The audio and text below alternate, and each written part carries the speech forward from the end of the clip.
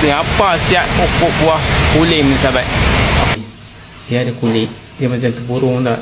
Kat dalam ni dia punya isi macam rupa kacang. Okey, khasiatnya untuk mencegah daripada sakit buah pinggang ataupun kencing manis, darah tinggi. Ini khasiat dia.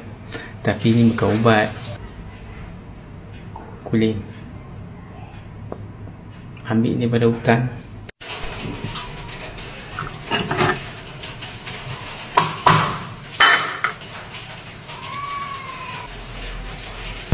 Macam bawang putih. Ini tak ada orang bawang putih pakai ni. Bawang putih sebagai ganti bawang putih. Ni kena bakar. Kalau rebus okey ni. Makan dengan kacang.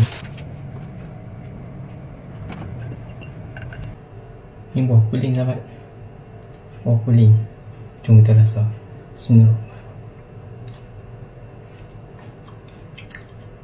Macam ubi. Dia tak baik. Okey. Dia agak pedas.